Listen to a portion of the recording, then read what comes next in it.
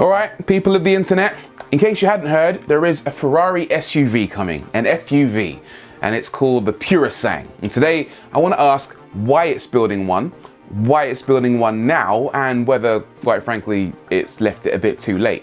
The first of those questions is obvious. Let's face it, people love SUVs. That's great news if you're someone like Land Rover and your heritage is in 4x4s and you can spin endless variations off that same theme.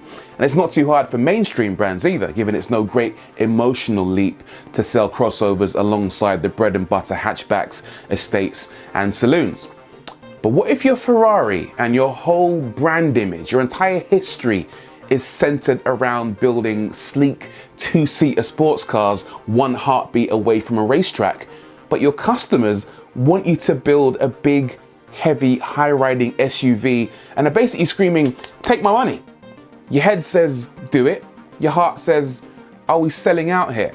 But here's the thing, business is business, and in business, the head usually wins. Look at Porsche. You probably still think of Porsche as a sports car manufacturer, right? No. Last year, Porsche sold just over 280,000 cars. Nearly 200,000 of those were Cayennes or Macans. People with 911 turbo posters on their wall, they got to suck it up. Porsche is now an SUV company with a side hustle making sports cars, not the other way around. But Lamborghini, they're the definition of a hardcore supercar brand, right? Nah. See, when it announced the Urus, it knew from Porsche's experience what was coming, and it built a whole new production line to accommodate it. They doubled the factory floor space. Lamborghini, get this right, they sold just over 8,000 cars last year. Nearly 5,000 of those were Uruses. Uri. Anyone who knows the plural of the Urus, let me know in the comments below. Anyway, the point is, Lamborghini being a sports car company? I don't think so. How can there be when most of the cars they sell aren't even cars? Aston Martin's numbers are a little bit more modest, but they've done the smart thing by making a new factory for the DBX so they can build 10,000 cars a year by 2024. That's up from the 5 and a bit thousand that they sold last year. They're doubling their sales. If you want growth, you need an SUV. Fanboys, and let's face it, a lot of old school motoring journalists who are emotionally rather than financially invested in sports car brands hate the fact that they have to build SUVs to stay in business. But look, if selling a ton of Cayennes and Macans means that Porsche can still build a few 911 GT3s, well, that's the deal with the devil that we have to accept. And if hypothetically Ferrari has to build an SUV, an FUV, to fund its supercars, that is surely a price worth paying. One sec. Hello? Ciao. No, okay, yeah, no, I get it. No, I wasn't gonna, of course you don't. Yeah. Okay, grazie ragazzi. Ciao. That was a guy from Ferrari. Apparently they're making a ton of money, thank you very much, and they don't need to build an SUV to be profitable or to fund their supercars, but they're gonna do it anyway. Because they want to, not because they have to, you understand. I have a question though. Why now?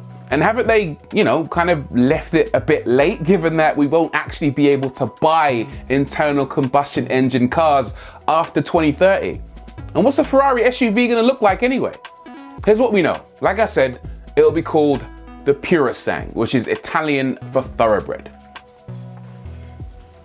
Well, you want more? That's literally all we know about this car. Ferrari is saying nothing else at the moment. That's it. Oh, apart from the fact that it will be on sale in 2022 or maybe 2023. We know it actually exists though. There are photographers out there who've taken spy shots of this car, or rather a test mule of some sort, trundling around the Ferrari factory grounds. But Ferrari is saying nothing on the matter, apart from the fact that when it does enter new model sectors, as it did with the California, the FF, the Roma, and the SF90 Stradale, it goes in hard. It doesn't go chasing volume, it chases the money.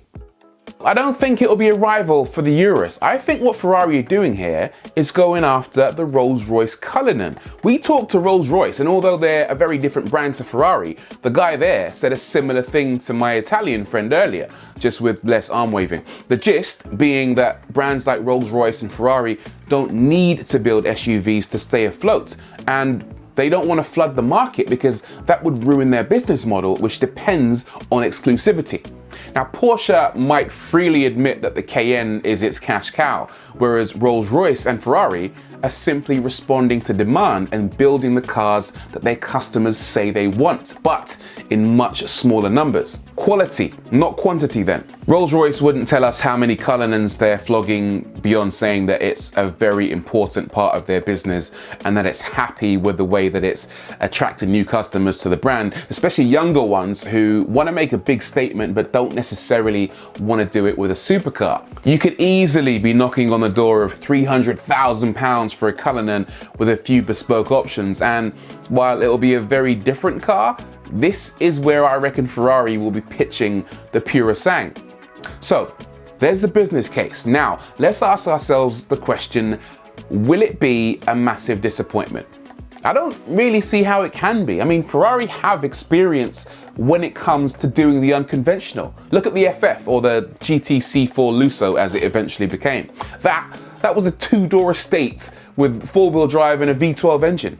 Did anyone complain that it was diluting the brand? Not me. And here's the thing, Ferrari aren't just gonna cheap out and go down the route of platform sharing. No. Cayennes and Uruses, Uri, whatever they're called, they're profitable because they're built on the same basic bits as Bentley Bentegas, Audi Q8s, and so on, which sell in tens of thousands across various brands. But as I was saying, Ferrari isn't about to rebody a Maserati Levante and then knock them out at 200 grand a pop. This is gonna be something a bit more special. So what are we thinking here? Will it have a turbo V8, a screaming V12? Will it be a hybrid? The SF90 Stradale proves that Ferrari can do electric. So how about the idea of a 1,000 horsepower plug-in SUV? Now you have my attention. Forget principles. This could be the first ever hyper SUV, hyper FUV. You know, a bit of electric range means that by current plans, they could sell it beyond 2030 when the ICE ban comes in, which helps a lot. And whether it's using clever gearboxes like in the FF or electric motors like in the SF90 to deliver four-wheel drive, it means that Ferrari can go down the 4x4 route in a slightly different way to its rivals. And that's the other issue, isn't it? How off-roady do they want to make this thing? Lamborghini had an advantage of having the dune-bashing Countach-engined LM002 back in the day, meaning that the brand had some tenuous rough stuff credibility for the Urus to trade on. And then you had the jacked up 911s and 959s doing the Dakar Rally back in the day, so the idea of Porsches with extra ride height, ground clearance and the rest wasn't totally wild either. But Ferrari? It might be a bit of a stretch, but look, you know, a little bit of extra ride height to get the stance, some rear doors and back seats to share the fun with your friends, and performance to blow the competition away. That would be a good start. A car with all the exclusivity and passion of the brand you can actually use every day would be really good too. Really good. Am I sold on the idea of a Ferrari SUV, an FUV? Why the hell not? I don't know. I don't see why not. Let's see if they can do it. There's a million other SUVs out there, so let's see what happens when the big dogs, the big horse, try and reinvent the concept. What do you think though? As always, let me know in the comments below. Share your ideas of how Ferrari can actually do an SUV without selling out completely, and then let me know if I called it right. And if anyone does know the plural to Uruses, let me know in the comments below as well. Peace.